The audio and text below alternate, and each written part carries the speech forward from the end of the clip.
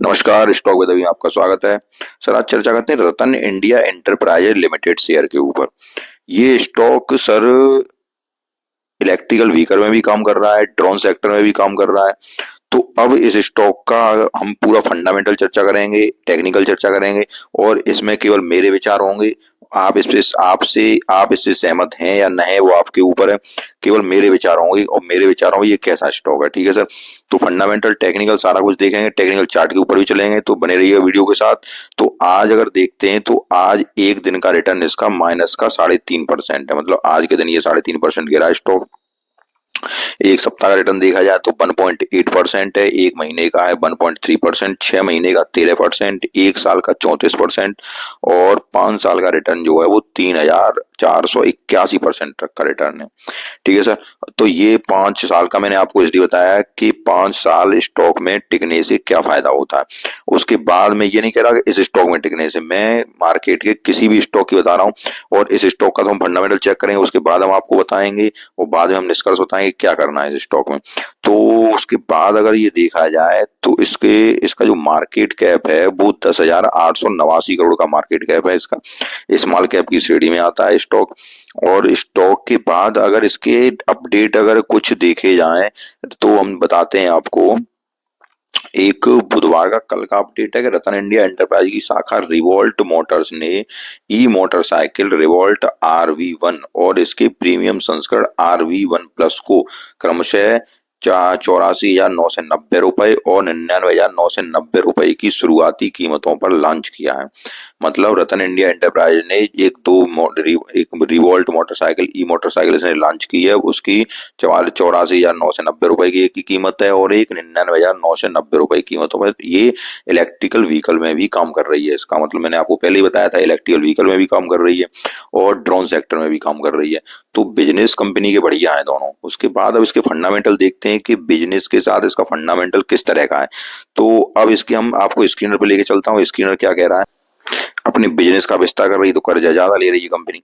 उसके बाद अगर यहाँ से रिजर्व कंपनी के पास देखा जाए तो 563 करोड़ का रिजर्व है कंपनी के पास और अर्निंग पर शेयर देखा जाए EPS 7.95 का है। पेट्रोस की स्कोर देखा जाए तो 5 का है, कंपनी औसत है 4 और 6 के बीच कंपनी औसत है, 7 से 9 के बीच कंपनी फंडामेंटली मजबूत मानी जाती है। सेल्स ग्रोथ अगर देखी जाए तो 45.4% की है। उसके बाद प्लेज परसेंटेज होस्लेज शेयर भी इसने प्लेज कर रखे हैं, 10.9% शेयर प्लेज्ड हुई है इस कंपनी के। ठीक है सर। उसके बाद ये भी एक बहुत गलत साइन है, ये प्लेज्ड परसेंटेज 10.9 की है जो कि बहुत गलत है कंपनी के फंडामेंटल। इसका मतलब प्लेज्ड भी शेयर कर रखे हैं इसने। फिर और ये जो है रिजर्व क्या कहते हैं इधर आपके अगर देखा जाए तो ROE नेगेटिव है। ठीक है सर। उसके बाद अगर सेल्स ग्रोथ देखें तो 3 साल की, अब यहाँ पे आइए आप, 3 साल की सेल्स ग्रोथ 3,728 रुपए है, 28% है लास्ट के 3 साल की। ठीक है। और प्राइस टू अर्निंग तो पहले ही बता चुका, प्रमोटर की होल्डिंग 74.9% है। अब यहाँ से ओवरऑल क्या निकल के आया, एक तो सबसे गलत साइन निकल के आया परसेंटेज प्लेस्ड है, शेयर की परसेंटेज प्लेस्ड नहीं होनी चाहिए कंपनी की। ROC ROE दोनों नेगेटिव, ROC नेगेटिव है, ROE भी है वो भी थोड़ी सी है। उसके बाद अब थोड़ा आगे चलते हैं, आगे देखते हैं इसके क्वार्टरली रिजल्ट और साल दर साल रिजल्ट भी देखते हैं। उसके बाद हम देखें अंत में इसके टेक्निकल चार्ट भी देखने के बाद तब हम निर्णय करेंगे कि हमें कंपनी में क्या करना है। और अब अगर हम किस क्वार्टरली सेल्स पे अगर जाते हैं, क्वार्टरली रिजल्ट पे जाते हैं, सेल्स देखिए पहले 2021 से ही ले लेते हैं तो पहले कहीं ये एक करोड़ की जो सेल्स करती थी, अब वो कहाँ तक आ गई है, 2494 पे सेल्स आ गई है। ठीक है सर। तो सेल्स लगातार बढ़ रही है। एक्सपेंस अगर देखा जाए तो एक्सपेंस पहले 2 करोड़ का था, अब एक्सपेंस भी बढ़ के 1400 करोड़ का हो गया है। अब अगर यहाँ ऑपरेटिंग प्रॉफिट मार्जिन पे अगर देखें, मैं हम लोग ऑपरेटिंग प्रॉफिट मार्जिन हम लोग देखें, ऑपरेटिंग प्रॉफिट का मतलब -11 -2 से 12, इसका मतलब आप समझ रहे हो ऑपरेटिंग प्रॉफिट को मैं समझाऊं तो आपको कितना प्रॉफिट हो रहा है आपको बिजनेस करने के बाद 1 साल के अंदर। तो वो ये कहानी बताता है कि ऑपरेटिंग कुछ आपको प्रॉफिट हो रहा है साल में कि आप वैसे ही कंपनी चला रहे हो। मान लो आपने एक दुकान खोल रखी है और आप 10,000 रुपए की लागत लगाए हुए हो या 10,000 रुपए किसी से कर्जा लिए हुए हो और उतना ही आप खर्च कर लेते हो। आपको लास्ट में हमने पूछा आपको साल में क्या बच रहा है, साल में हमें कुछ नहीं बच रहा है हमें। ये माइनस का मतलब क्या हो गया, माइनस का मतलब ये होगा कि हम और कर्जा और ले रहे हैं, हमें बच कुछ नहीं रहा है। तो ऑपरेटिंग प्रॉफिट मार्जिन आपको वही वही बता रहा है। अब ये देखिए अभी तक माइनस था, बताओ 835% माइनस, उसके बाद ये अब जाके फिर ये सुधरा है और अब ये 41% हुआ है ऑपरेटिंग प्रॉफिट मार्जिन। ये कब हुआ है? ये जून के क्वार्टर में हुआ है, ठीक है सर। तो जून के क्वार्टर में इसका ऑपरेटिंग प्रॉफिट मार्जिन भी सुधरा है, ऑपरेटिंग प्रॉफिट भी सुधरा है, वो केवल इस क्वार्टर से, जून वाले क्वार्टर से। अदर इनकम देखी जाए तो अदर इनकम इसमें 4 करोड़ की इंटरेस्ट, इस पे ये देखिए डेप्रिसिएशन, डेप्रिसिएशन 4 का, प्रॉफिट आफ्टर टैक्स। अब लास्ट में अगर हम नेट प्रॉफिट अगर हम देखते हैं इसका, तो 851 करोड़ का अब है। उससे पहले ये माइनस भी चल रहा था, कहीं पॉजिटिव हो जाता था, कहीं 565 हो गया, फिर माइनस हो गया, फिर कहीं 103 हो गया, फिर माइनस हो गया। तो ये उठापटक इस कंपनी में चलती रही है। अब जाके इस क्वार्टर का रिजल्ट इसने बहुत बेहतरीन दिया था, जून वाले का, और वो 851 करोड़ का प्रॉफिट हुआ उसके साथ। ईपीएस देखा जाए तो इसी में ईपीएस 6.16 का है। मैं प्रयास कर रहा हूँ कि आपको सब कुछ आसानी से समझा सकूं और बढ़िया भाषा में समझा सकूं, जिससे आपको समझ में आ सके, ठीक है सर। अगर आपको समझ में आ रहा हो तो वीडियो एक बार लाइक जरूर कीजिएगा। अब अगर हम देखें इसके साल दर साल अगर देखें प्रॉफिट, तो साल दर साल भी हम आते हैं। सेल्स देखिए आप, इसकी सेल्स लगातार पहले 0 सेल्स थी 2021 से, उसके बाद अब ये कहाँ तक पहुंच गई, मार्च के बाद 6,886 तक पहुंच गई। एक्सपेंस अगर देखा जाए तो वो भी बढ़ा है। ऑपरेटिंग प्रॉफिट मार्जिन यहाँ पे भी अगर देखें तो पहले तो कुछ था ही नहीं कंपनी के पास, अब क्या है कि अब 15% पे यहाँ पे साल दर साल में आ गया है, ठीक है सर। उसके बाद प्रॉफिट यहाँ पे अगर नेट देखा जाए तो अब इस क्वार्टर से इसका भी साल से 1,098 करोड़ का प्रॉफिट हुआ है। पहले जो माइनस था, कभी ऊपर हो जाता, कभी नीचे हो जाता था। तो सारा कुछ मैंने समझाने का प्रयास किया इसको, आपको, इसके फंडामेंटल को। अब अगर कंपनी कंपाउंडिंग सेल्स ग्रोथ देखें तो 10 साल की सेल्स ग्रोथ, 5 साल की देखी जाए तो लास्ट के 5 साल कुछ दी नहीं है सर यहाँ पे, लास्ट के 3 साल की 3728% है कंपाउंडिंग सेल्स ग्रोथ। और कंपाउंड प्रॉफिट ग्रोथ देखी जाए तो लास्ट के 3 साल की यहाँ कुछ दी नहीं है। उसके बाद स्टॉक प्राइस सीएजीआर देखें 3 साल का इनने 21% मेंटेन कर रखा है सीएजीआर। रिटर्न ऑन इक्विटी देखें तो ये माइनस है, ये बहुत गलत है। रिटर्न ऑन इक्विटी तो कुछ मिलना चाहिए, वो माइनस है इसकी। तो ये, उसके बाद बैलेंस शीट पे अगर नजर डालें तो बैलेंस शीट अगर देखी जाए तो बैलेंस शीट पे इसमें 563 करोड़ का रिजर्व है इसके पास। इक्विटी रिजर्व, कर्जा जो है वो 1184 करोड़ का है। कर्जा अभी भी कंपनी, क्योंकि वो कर्जा ऊपर चल रहा था, कर्जा अभी भी दूना है, जितना रिजर्व है उससे दूना कर्जा है। अदर लायबिलिटीज, फिक्स एसेट अगर देखे जाए तो फिक्स्ड कर रखा है इसने 251 करोड़, इन्वेस्टमेंट करवा रखा है सब कुछ। टोटल एसेट इसके पास 2689 करोड़ का है।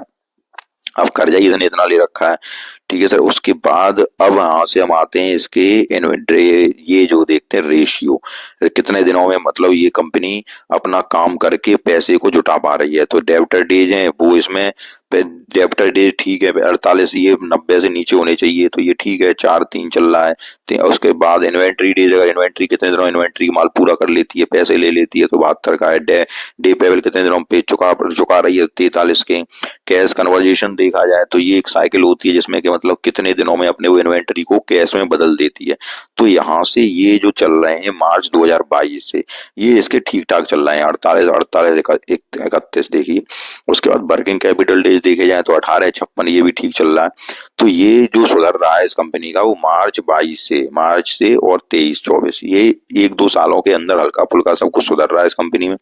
और अब जाके जो सुधर रहा था वो अब जाके इस क्वार्टर में आपको सही दिखाई दिया है, जून के क्वार्टर में। जो मैं कहना चाह रहा हूँ वो आपको समझ में आ रहा हूँ, मतलब पहले कंपनी का परफॉर्मेंस कुछ भी नहीं था।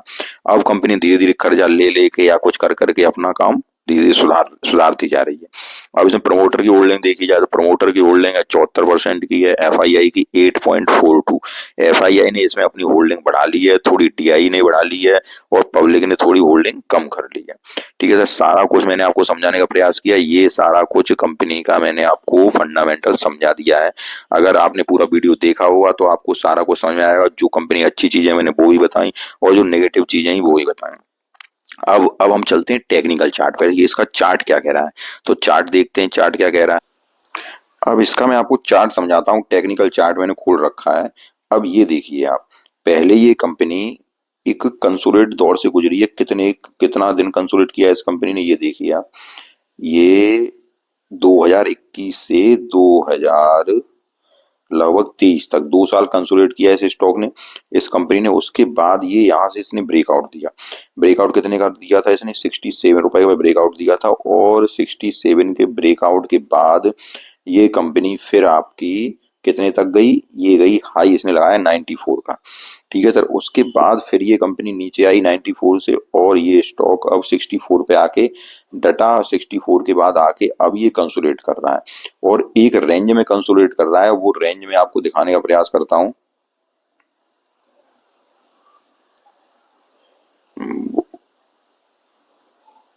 थोड़ी हॉरिजेंटल लाइन डालता हूँ सर इसमें, जिससे आपको रेंज ज्यादा क्लियर हो जाएगी। एक ये रेंज जो बनी इसकी, यहाँ से आप ले लीजिए, और एक ऊपर थोड़ा डालता हूँ, ये देखिए, ये बस ये एक रेंज में जाने का प्रयास कर रहा है, एक रेंज की तरफ जा रहा है ये स्टॉक, और वो रेंज आपकी इतनी है 60 से 90 रुपए की। ठीक है सर, अब इस स्टॉक में एक और लाइन में डालता हूँ, ट्रेंड लाइन। यहाँ से जरा सर इसको इस तरह आप समझिए, ये देखिए। हाँ, ये मैंने ट्रेंड लाइन क्यों डाली, ये मैंने इसलिए डाली कि ये स्टॉक कहाँ तक आ रहा था नीचे, यहाँ तक नीचे आया था, फिर ये स्टॉक अब यहाँ तक नीचे नहीं आया, अब थोड़ा ऊपर क्यों चल दिया है।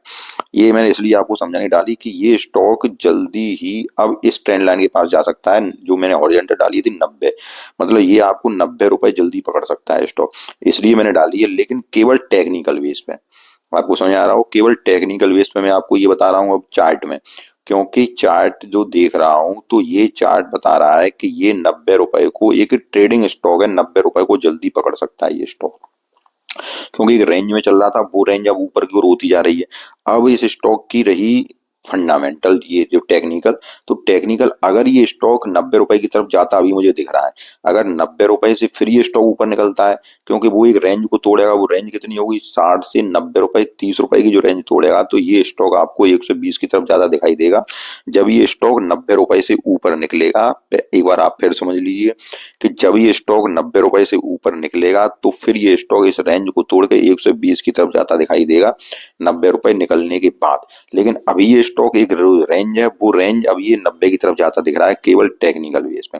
अगर फंडामेंटल बेस पे कहूँ तो फंडामेंटल इस कंपनी का अभी तक मेरी समझ में इसलिए सही नहीं है कि पहला कुछ था ही नहीं, केवल एक क्वार्टर से जो सुधर रहा है, तो इस क्वार्टर से सुधर रहा है। अब हम इस क्वार्टर का वेट करते हैं। अब मैं आपको केवल दो तरह से सलाह दूंगा कि अगर आपके पास स्टॉक है, वो आपने कहाँ ले रखा है, इस स्टॉक को आपने 90 रुपए के आसपास ले रखा है, तो ये आपकी तरफ जाता हुआ दिख रहा है। उसके बाद ये निर्णय आपको करना है रिजल्ट देखने के बाद, रिजल्ट इसका क्वार्टरली रिजल्ट अभी आ जाएगा, क्वार्टरली रिजल्ट आप देखिए, अगर बेहतर आता है तो ये स्टॉक इस रेंज को तोड़ के सीधा आपको 100 के ऊपर जाए ट्रेड करता हुआ दिखाई देगा, 120 130 तक के टारगेट आपको बहुत जल्दी दिखाएगा। अगर रिजल्ट बेहतरीन कर दिया कंपनी जैसा पिछले क्वार्टर का किया है, तो फिर ये स्टॉक आपको और बढ़ता हुआ दिखाई देगा और 150 की तरफ जाता दिखाई देगा। लेकिन बशर्ते इसको अपना रिजल्ट, अपने सारे रिजल्ट अच्छे करने होंगे, इस क्वार्टर का रिजल्ट भी जैसे पिछले क्वार्टर का दिया है उसी तरह का रिजल्ट देना होगा। रिटर्न ऑन इक्विटी जब रिजल्ट बेहतरीन पेश करेगी, तो return on equity, return on ROC इसके अपने आप बढ़ते चले जाएंगे और फंडामेंटल इसका मजबूत होता चला जाएगा। लेकिन कब, जब इसकी रिजल्ट अपना बेहतर पेश करेगी। तो नए इन्वेस्टर जो नया इन्वेस्ट करना चाहते हैं, अभी मैं उनको सलाह नहीं दूंगा कि आप इसको इन्वेस्ट करिए, आप इसका क्वार्टरली रिजल्ट चेक कर लीजिए, क्वार्टरली रिजल्ट कैसा आता है उसके बाद इन्वेस्ट करिए। हाँ, अगर आपके पास पहले से है, तो अगर जिस प्राइस पे है, मान लो इस प्राइस पे है, तो वो आपकी तरफ आता हुआ बढ़ रहा है, और उसके बाद फिर ये तब तक इसके क्वार्टरली रिजल्ट आ जाएंगे, वो आप क्वार्टरली रिजल्ट देखने के बाद अपने आप डिसाइड कीजिएगा। तो हो सकता है मेरी बात आपको समझ में आई हो, अगर नहीं सारी कुछ समझ में आई हो तो आप वीडियो को लाइक कीजिए, चैनल को सब्सक्राइब कीजिए। धन्यवाद।